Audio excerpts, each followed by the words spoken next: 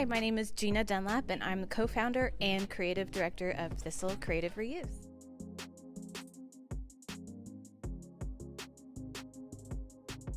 Hi, I'm Carrie Meyer-Cord-Westerman, and I'm the owner and co-founder of Thistle Creative Reuse, and I'm going to give you a little tour of our space. Thistle came about after Gina and I had both worked for Scrap Creative Reuse, which was a creative reuse center here in Denton that closed very early on in the pandemic. And after it closed, I still worked for Scrap, but I didn't want to work somewhere that didn't have an impact on my local community. And so I reached out to Gina and I said, hey, I think we can do this, but like our way. And I think that Denton really needs to have a creative reuse center. And so, I think after just like a few meetings, we kind of just hit the ground running. We launched on January 1st, 2021. There were all kinds of challenges. One, we were in the middle of a global pandemic, and we had to pick up donations from people's driveways or porches.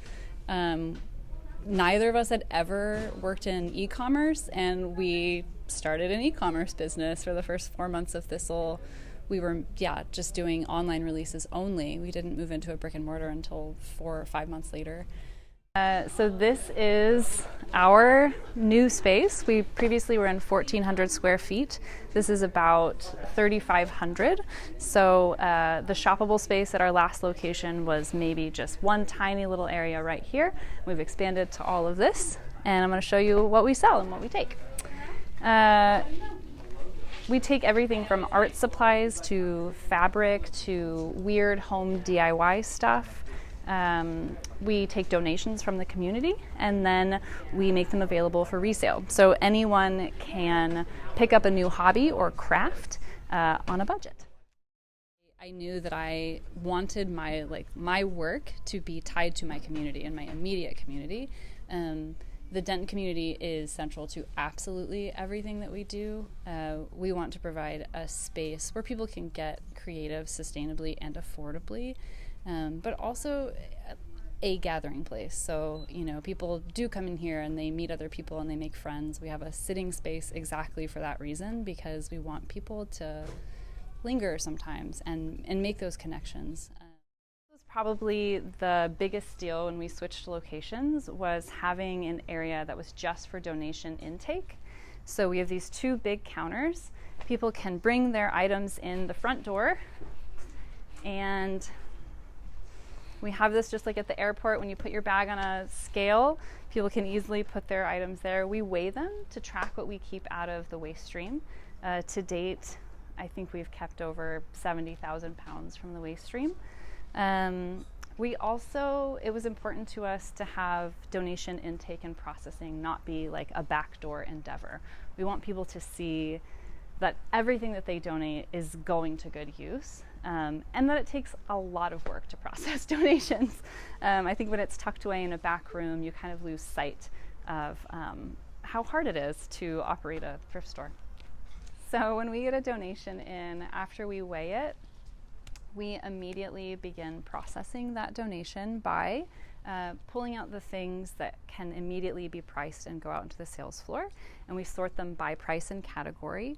And so we'll put them in a bin with a price, set price for it, and then retail staff will put a sticker on it and get it floored.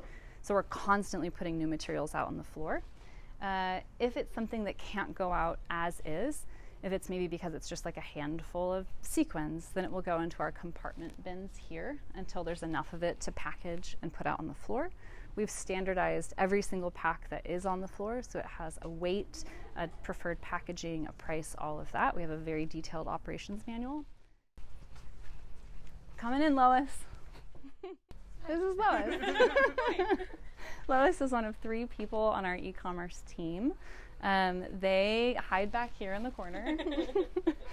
And everything in all of these bins here, from there all the way around, is inventory that is listed in our online store. This used to actually be in my garage, and now it's here.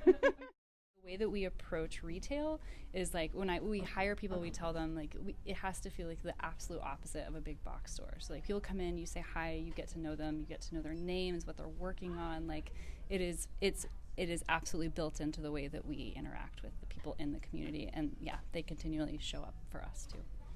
We do make and package and sell our own kits. So this is our newest one, Star Buddy. He's our mascot. It's got a little felt, you make a little felt Star Buddy in there. We were making stars for an event that we were doing with some friends, and the hot glue melted one of the eyes and it like got really wonky, and Gina laughed so hard for like a solid 20 minutes that just from that point forward, Star Buddy was our mascot. I definitely think just going back to the grand opening that we had here, like that was, like Carrie said, it was overwhelming, and it was just a sign that we are doing something that people like and we're doing something right. Yeah, totally. Yeah, I think opening in this space is like, yeah, to date, one of my proudest achievements as a Thistleite. It's just like, I think it's a part of that is because it's everything that we like dreamed about and talked about in all of our planning phases. Like we got to check off all the boxes, and that felt really good. In our new space, we are now able to offer a refill station. So we partnered with Useful. They're based out of Dallas, and we just started carrying some of the basics that you might need around your house, like laundry detergent or hand soap, cleaners. We sell them by the ounce, so you can bring in your own container, and we'll just charge you for that, the actual like liquid up at the front, or you can buy a container from us and fill that. But the goal is to keep plastic out of the waste stream and to reuse as much as possible.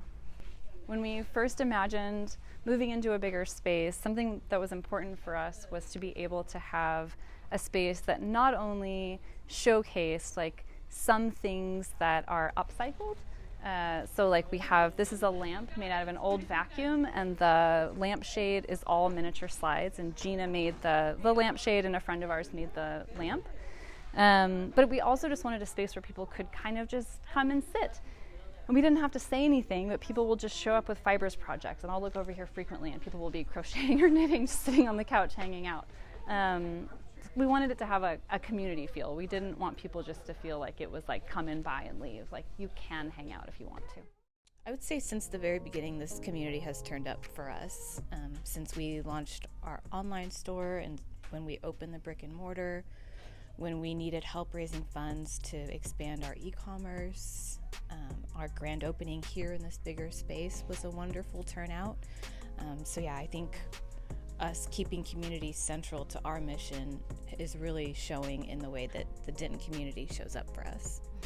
Yeah, I mean, Denton it's quirky and it's really artistic and creative, and I love that. Like Denton is weird, and I think that that's why Thistle thrives here.